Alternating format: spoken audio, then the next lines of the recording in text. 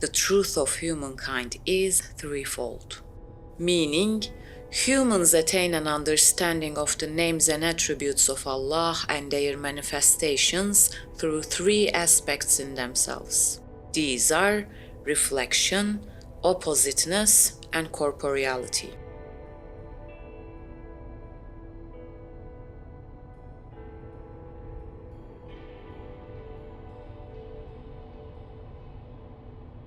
This truth is that through the small, limited traits, samples within yourself, you become a mirror to the names and attributes of Allah and to His divine qualities belonging to His essence, which are in the nature of His exalted attributes, and drive them to manifest.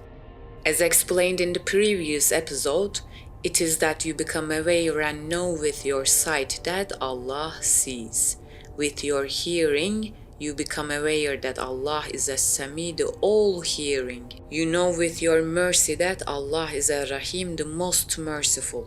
You become aware with your loving that Allah loves, with your anger that Allah gets angry, and with your knowledge, acting with knowledge and acting with intent, you know that Allah knows, creates and decrees with knowledge and with intent.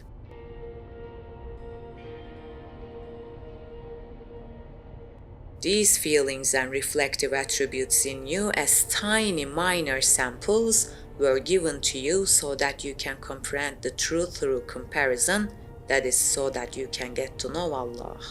So, for you to ascribe these feelings and attributes to your own and pursue a cause of self is a dreadful injustice.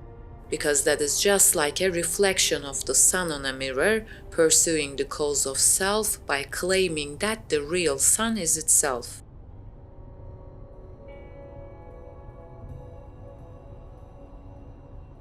Speaking of the truth of reflection, know that Allah Jalla Jalaluhu is infinitely distinct from all attributes that are specific to the creatures, such as maleness, femaleness, fear and alike, which are inherent in weakness. Allah, with His infinite knowledge, gives humankind attributes like maleness and femaleness too, along with the other attributes we mentioned, and places a mutual closeness, a mutual attraction between male and female, so that both attest the social harmony and order arise. It is not because these attributes are related to Allah in any way, astaghfirullah, there are no such attributes in Allah.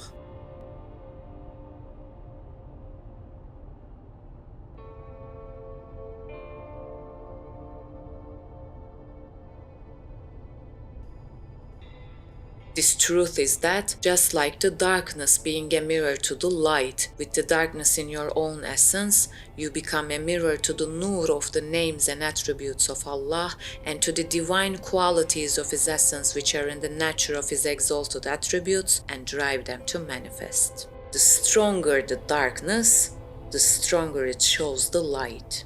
So, you too are a mirror to the nur of the names and attributes of Allah with the darknesses in your own essence, such as your incapacity, deprivation, neediness, imperfection, and weakness.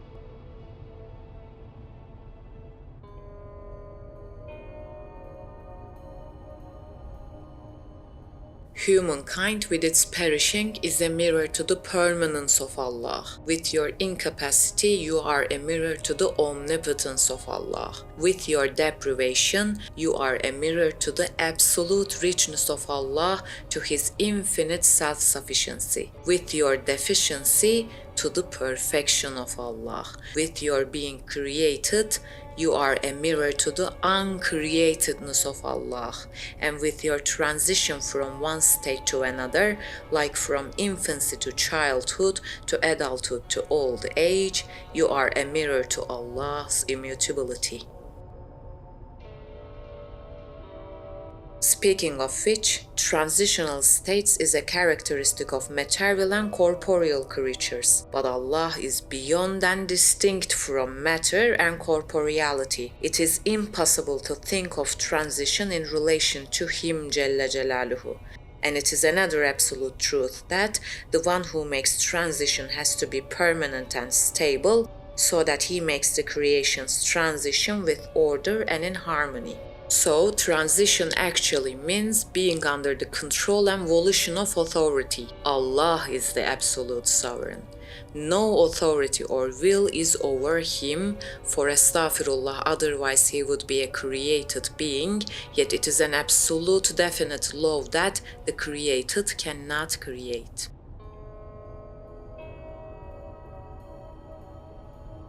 Just as the levels of taste in food are known through the degrees of hunger, the degrees of darkness are known through the levels of light, and the measures of cold through the scales of heat. Similarly, in the matter of meeting your boundless needs, including the one to ward off your enemies, along with the permanent weaknesses, deprivation, and imperfection in your life, you come to realize the infinite power and mercy of Allah Jalla Jalaluhu, who created you and all realms from nothing. Then you respond to His divinity with prayers and seeking, with humility and asking for refuge, and with an immense servitude.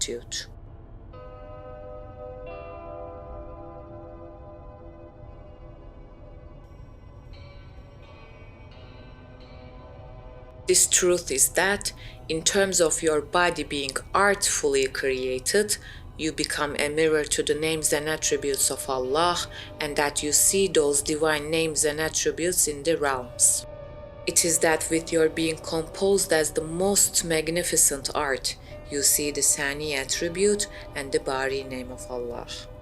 It is that with everything, including your own body, being perfectly shaped, you see His name Musawwir.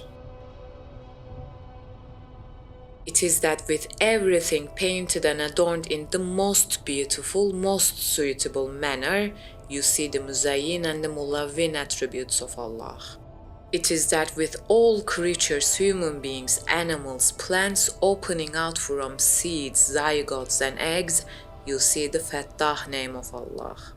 And it is that with the truths and meanings of everything preserved within those seeds, zygotes, eggs, and also in memories, you see His name Hafiz.